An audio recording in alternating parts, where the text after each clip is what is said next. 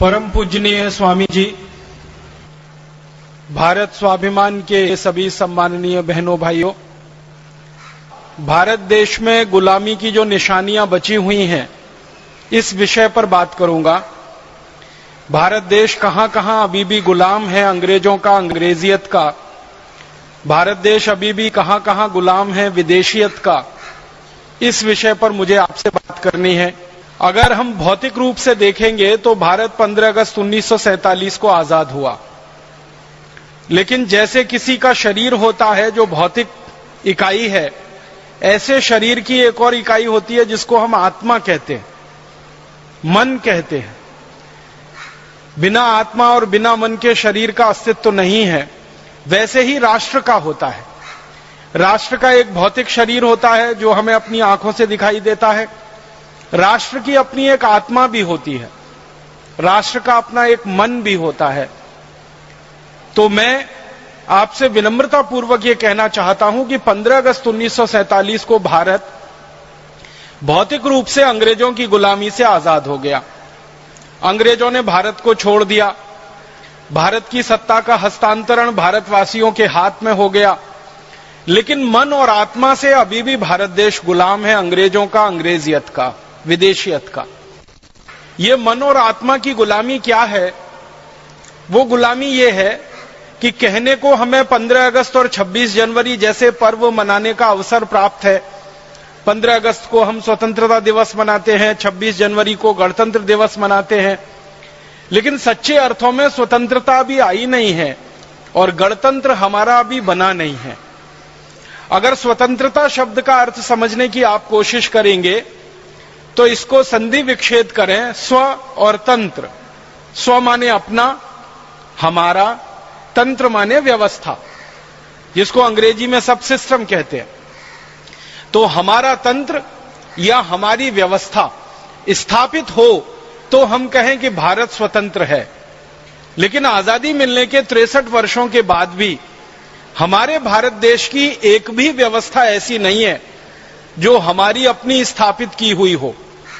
एक भी तंत्र हमारे देश में ऐसा नहीं बन पाया जो हम भारतवासियों के प्रयासों से और हमारे अभिक्रम से बना हो। हमारे यहां सभी व्यवस्थाएं, हमारे सभी तंत्र अंग्रेजों के बनाए हुए हैं और अंग्रेजियत में डूबे हुए हैं।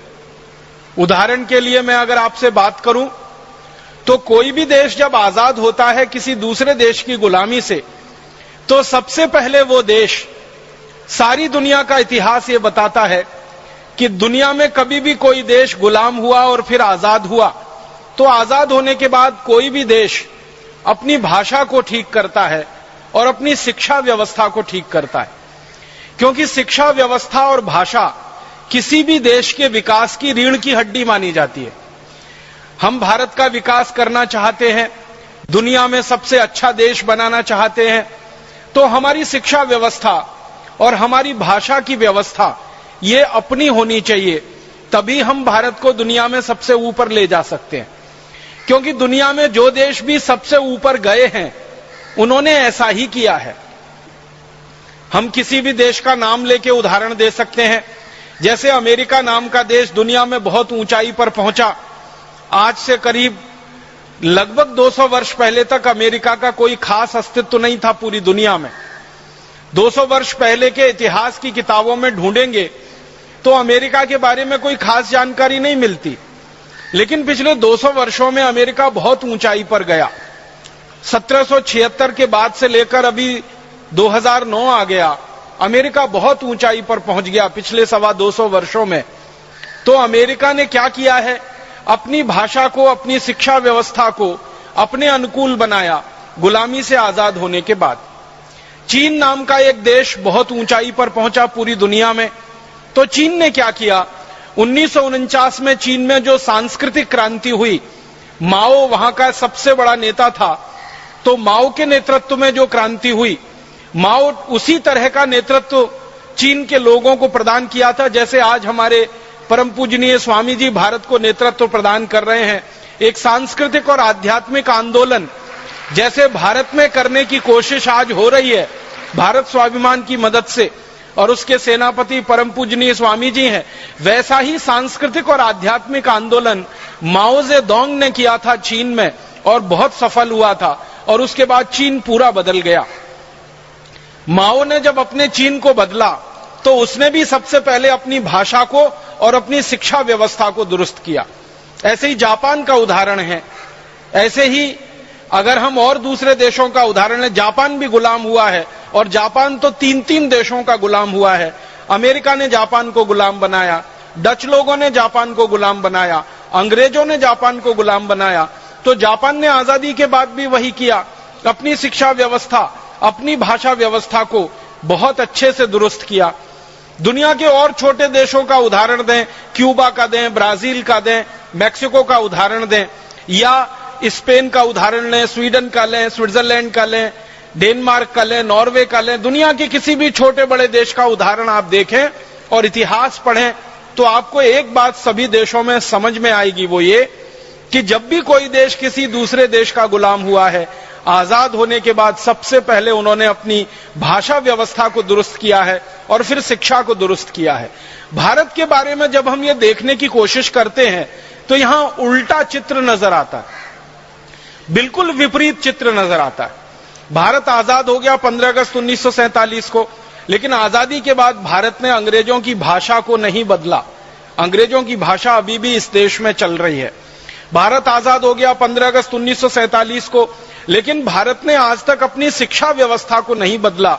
अंग्रेजों की बनाई गई पूरी की पूरी शिक्षा व्यवस्था आज भी इस देश में चल रही है। आप अक्सर एक नाम सुनते होंगे, आपस में बातचीत होती है, अखबारों में खबरें छपती हैं, टेलीविजन पे खबरें आती हैं, तो एक नाम अक्सर चर्चा में आता है, मैकॉले। मैकॉले की शिक्षा व्यवस्था, मैकॉले का शिक्षा तंत्र, मैकॉले का बनाया हुआ पाठ्यक्रम। ये मैकॉले नाम का एक अंग्रेज अधिकारी 1840 के साल में भारत में शिक्षा के लिए एक पाठ्यक्रम तय करके चला गया। वो अधिकारी मर गया। उस अधिकारी के मरने के बाद अंग्रेज यहां से चले गए और उनकी कई पीढ़ियां चली गईं, लेकिन 1840 में जो शिक्षा का पाठ्यक्रम मैकॉले ने तय कर दिया, वो पाठ्यक्रम भारत की आजादी के 63 साल के बाद 2009 में भी चल रहा है। ये बहुत अफसोस की बात है। मैकॉले ये कहता था कि भारत में ऐसी शिक्षा व्यवस्था लागू करनी है जिसको पढ़ने के बाद भारतवासी शरीर से दिखने में भारतीय भले हों, लेकिन आत्मा से और मन से अंग्रेजियत से भर जाएं और अंग्रेजों जैसे हो जाएं। जब हम आत्मा और मन से अंग्रेजों जैसे हो जाएंगे तो वो कहता था कि हमें फिर भारत को गुलाम बनाने के लिए कोई ज्यादा प्रयास नहीं करने पड़ेंगे। भारतवासी बहुत आसानी से और सहजता से हमारे गुलाम हो जाएंगे। तो ऐसी शिक्षा व्यवस्था मैकॉले छोड़कर गया, वो अभी भी इस देश में चल रही है। दुख है, दुर्भाग्य है, मैकॉले ने इस देश में एक कॉन्वेंट स्कूल खोला था। कलकत्ता में वो पहले खुला था, अब जिसको हम कोलकाता कहने लगे हैं। वो एक कॉन्वेंट स्कूल अब बढ़ते बढ़ते हजारों की संख्या में पहुंच गए। अब भारत में गांव-गांव, गली-गली, नगर-नगर कॉन्वेंट स्कूल खुल गए। कभी कभी मुझे लगता है कि मैकॉले का एक कॉन्वेंट स्कूल तो प्रतीकात्मक था अंग्रेजियत की व्यवस्था का, लेकिन हमारे तो कॉन्वेंट स्कूल पूरी की पूरी व्यवस्था के ही अंग बन गए हैं और उनमें जो कुछ पढ़ाया जा रहा है हमारे बच्चों को, विद्यार्थियों को, वो सब कुछ अंग्रेजियत से भरा हुआ है। तो हमारी शिक्षा व्यवस्था हम नहीं बदल पाए। मुझे तो शर्म आती है ये कहते हुए कि मैकॉले ने कुछ विषय हमारे देश में तय किए थे। जैसे एक विषय होता है, उसका नाम है एंथ्रोपोलॉजी। एंथ्रोपोलॉजी का मतलब होता है मानव विज्ञान। उसका अगर शाब्दिक अर्थ ढूंढेंगे तो उसका अर्थ है मानव विज्ञान, लेकिन इसका सही अर्थ यह है कि जब कोई देश किसी दूसरे देश को गुलाम बना लेता है तो जो देश गुलाम हो जाता है उस देश के गुलाम नागरिकों की मनोदशा का अध्ययन करना, वो एंथ्रोपोलॉजी कहलाता है। मैकॉले कहा करता था कि भारत को हमने गुलाम बनाया तो भारत में अब एंथ्रोपोलॉजी विषय चलना चाहिए। तो मैकॉले ने एंथ्रोपोलॉजी विषय इस देश में डाल दिया। अब आजादी मिली 15 अगस्त 1947 को, हम अंग्रेजों की गुलामी से बाहर आ गए, लेकिन वो एंथ्रोपोलॉजी विषय अभी तक इस देश में चल रहा है। माने मैकॉले की याद वो अभी भी दिला रहा है। मुझे बहुत शर्म आती है, अफसोस होता है कि बड़े बड़े विश्वविद्यालयों में एंथ्रोपोलॉजी के विशेष विभाग हैं, प्रोफेसर हैं जिनको 60-60 हजार रुपए महीने की तनख्वाहें मिलती हैं, और पढ़ने वाले विद्यार्थी हैं, पीएचडी करने वाले शोधार्थी हैं, रिसर्च स्कॉलर हैं, ये सब शर्मनाक लगता है। मैकॉले ने ऐसे बहुत सारे विषय इस देश में डाल दिए, उनमें से एक भी विषय को हम नहीं बदल पाए। और मुझे उससे भी बड़े अफसोस की बात है जो कहनी है कि अंग्रेजी शिक्षा व्यवस्था में तकनीकी शिक्षा, जिसको हम इंजीनियरिंग कहते हैं या मेडिकल की शिक्षा कहते हैं, इसमें अंग्रेजों ने जो पाठ्यक्रम तय कर दिया वो लगभग 140 साल से वैसे का वैसा ही चल रहा है। तो हमने पाठ्यक्रम नहीं बदला, हमारी भाषा नहीं बदली, और भाषा और शिक्षा के स्तर पर छोटा सा बदलाव भी हम नहीं कर पाए। मुझे और एक अफसोस की बात आपसे कहनी है, वो ये कि अंग्रेजों ने जिस शिक्षा व्यवस्था को भारत में लागू किया, वो शिक्षा व्यवस्था उन्होंने अपने देश में लागू नहीं की। आप अगर अंग्रेजों के देश में जाएंगे देखने और समझने के लिए, तो उनकी शिक्षा व्यवस्था भारत से बिल्कुल भिन्न है। भारत की शिक्षा व्यवस्था में अंग्रेजों ने विद्यार्थियों को एक निश्चित मानदंड के अनुसार फेल और पास होने का नियम बना रखा है।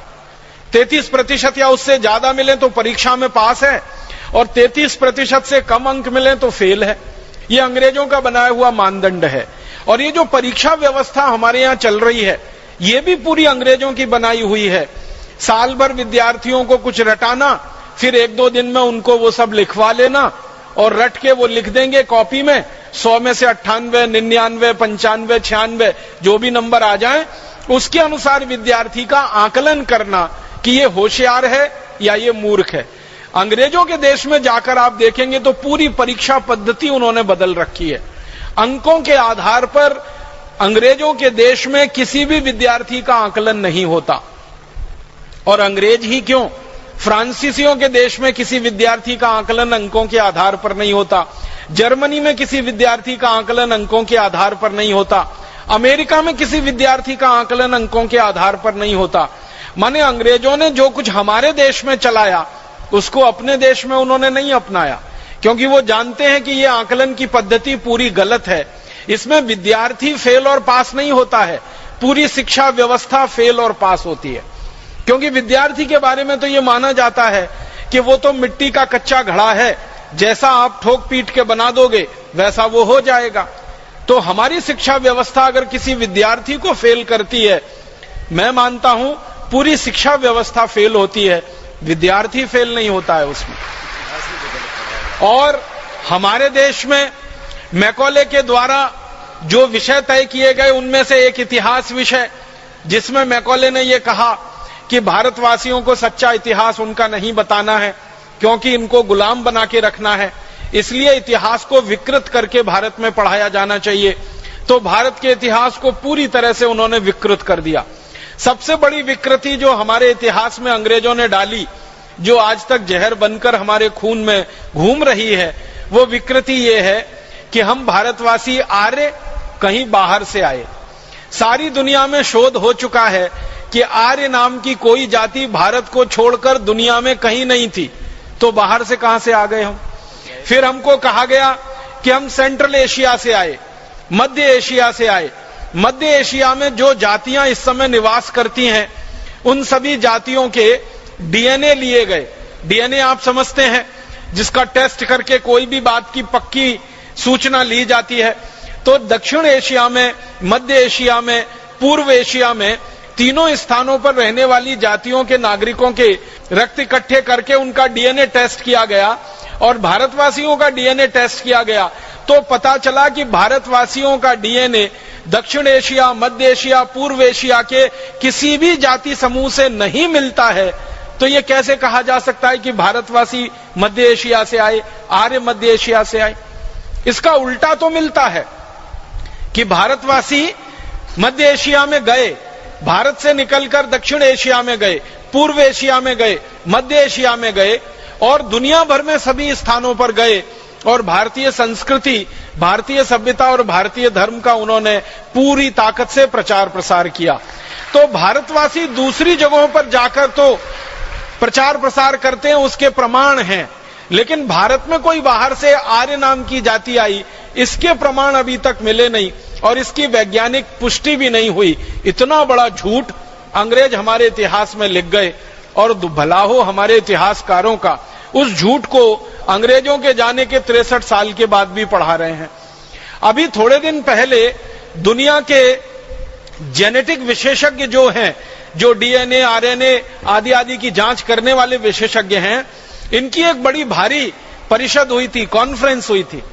और वो कॉन्फ्रेंस का जो रिसर्च का बिल्कुल अंतिम निर्णय है वो ये कहता है कि आर्य भारत में कहीं बाहर से नहीं आए थे, आर्य सब भारतवासी ही थे, जरूरत और समय आने पर वो भारत से बाहर गए थे। अब आर्य हमारे यहां कहा जाता है श्रेष्ठ व्यक्ति को, जो भी श्रेष्ठ है वो आर्य है। कोई ऐसा जाति समूह हमारे यहां आर्य नहीं है। हमारे यहां तो जो भी जातियों में श्रेष्ठ व्यक्ति हैं वो सब आर्य माने जाते हैं। वो कोई भी जाति के हो सकते हैं, ब्राह्मण हो सकते हैं, क्षत्रिय हो सकते हैं, शूद्र हो सकते हैं, वैश्य हो सकते हैं। किसी भी वर्ण का कोई भी व्यक्ति अगर वो श्रेष्ठ आचरण करता है, हमारे यहां उसको आर्य कहा जाता है। आर्य कोई जाति समूह नहीं है, वो सभी जाति समूहों में श्रेष्ठ लोगों का प्रतिनिधित्व करने वाला व्यक्ति है। ऊंचा चरित्र जिसका है, आचरण जिसका दूसरों के लिए उदाहरण के योग्य है, जिसका किया हुआ, जिसका बोला हुआ, जिसका कहा हुआ दूसरों के लिए अनुकरणीय है, वो सभी आर्य हैं। हमारे देश में परम श्रद्धेय और परम पूजनीय स्वामी दयानंद जैसे लोग, महात्मा गांधी जैसे लोग, भगत सिंह, चंद्रशेखर, ऊधम सिंह, अशफाक उल्लाह, तात्या टोपे, झांसी की रानी लक्ष्मीबाई, कित्तूर चेन्नम्मा, ये जितने भी नाम आप लेंगे ये सभी आर्य हैं, ये सभी श्रेष्ठ हैं, क्योंकि इन्होंने अपने चरित्र से दूसरों के लिए उदाहरण प्रस्तुत किए हैं। इसलिए आर्य कोई हमारे यहाँ जाति नहीं है। राजा जो उच्च चरित्र का है उसको आर्य नरेश बोला गया, नागरिक जो हमारे यहाँ उच्च चरित्र के हैं उनको आर्य नागरिक बोला गया। भगवान श्री राम को हम आर्य कहे, आर्य नरेश कहा जाता था उनको। श्री कृष्ण को आर्य पुत्र कहा गया, अर्जुन को कई बार आर्य पुत्र का संबोधन दिया गया, युधिष्ठिर, नकुल, सहदेव को कई बार आर्य पुत्र का संबोधन दिया गया, या द्रौपदी को आर्य पुत्री का संबोधन कई जगह है हमारे शास्त्रों में। तो हमारे यहाँ तो आर्य कोई जाति समूह है ही नहीं, ये तो सभी जातियों में श्रेष्ठ आचरण धारण करने वाले लोग, धर्म को धारण करने वाले लोग आर्य कहलाए हैं। तो अंग्रेजों ने ये गलत हमारे इतिहास में गुजार दिया और इससे बड़ा एक विक्षेप हमारे इतिहास में डाला गया कि हम भारतवासी हजारों साल से गाय का मांस खाते रहे हैं। अब हजारों साल से कोई देश गाय का मांस खाता रहा हो, उस देश में गो हत्या को बंद कराने के लिए कोई अपना बलिदान कैसे दे सकता है? फिर एक मिनट के लिए आप ये सोचो कि अगर भारतीय समाज गाय का मांस खाने वाला समाज है तो फिर भारतीय समाज में गोरक्षा का आंदोलन क्यों होना चाहिए? गाय बचाने के लिए आंदोलन क्यों होना चाहिए? गाय की रक्षा करने के लिए हमारे नागरिकों ने अपना जीवन दिया है, वो जीवन उन्हें क्यों देना चाहिए? हमारे इतिहास में तो एक बहुत बड़ा उदाहरण मिलता है अमर शहीद मंगल पांडे का, जिन्होंने गोरक्षा से आंदोलन की शुरुआत की और देश की आजादी का आंदोलन वो बन गया पूरे भारतवर्ष में, और उसने आग लगा दी पूरे देश को। आप जानते हैं अमर शहीद मंगल पांडे को फांसी हुई थी तो सवाल तो गाय की रक्षा का था। जब मंगल पांडे अंग्रेजी सेना में नौकरी करने के लिए भर्ती हुए, बैरकपुर की छावनी में जो कोलकाता के नजदीक है, उनको किसी ने बता दिया कि आप जो कारतूस मुंह से खोलते हो इसमें गाय की चर्बी लगी होती है, और अगर आप कारतूस मुंह से खोलते हो उसमें गाय की चर्बी लगी होती है तो आप तो गोरक्षा की बात करते हो, फिर ये कैसे होता है? तो मंगल पांडे को तो विश्वास नहीं हुआ। उन्होंने एक अंग्रेज अधिकारी को पूछा जिसका नाम था मेजर जनरल ह्यूसन को मंगल पांडे ने पूछा कि क्या यह बात सच है कि हमको जो कारतूस दिए जाते हैं उस पे गाय की चर्बी लगी रहती है? मेजर जनरल ह्यूसन ने ना हाँ कहा ना कहा। मंगल पांडे ने फिर पूछा, फिर उत्तर नहीं मिला तो उनको गुस्सा आ गया और उनके हाथ में जो बंदूक थी, राइफल थी, उसको उन्होंने चला दिया और ह्यूसन को मार डाला। ह्यूसन की हत्या हो गई। और ये काम मंगल पांडे ने बहुत सोच समझ के किया था, पूरे होशो हवास में किया था और विवेक के साथ किया था। और ये घटना घटित हुई, आप जानते हैं 29 अप्रैल 1857 को मंगल पांडे को गिरफ्तार करके फिर उनके ऊपर मुकदमा चला। उस पूरे मुकदमे की सुनवाई के दौरान मंगल पांडे ने जो सबसे बड़ी बहस की, उन्होंने अपना वकील नहीं किया था, खुद अपनी बहस की, और उस बहस में वो बार बार ये कहते रहे कि मेरे भारत की जमीन पर अंग्रेज आए, हमारे देश पर उन्होंने कब्जा किया, हमारी गौ माता की हत्या की, हमको गुलाम बनाया, हमारी लूटपाट की, हम ये बर्दाश्त नहीं कर सकते। गाय हमारी मां है और हमारी मां का कोई अंग्रेज कत्ल करे, ये तो मैं बर्दाश्त नहीं कर सकता। इसलिए अंग्रेजों को तो मैं नहीं छोड़ सकता। अगर मुझे आपने जिंदा रखा तो और 2, 4, 5 अंग्रेज अधिकारियों को मैं ऐसे ही मारूंगा जैसे मैंने मेजर ह्यूसन को मारा। इस पर पूरे देश में क्रांति की और बगावत की शुरुआत हुई थी।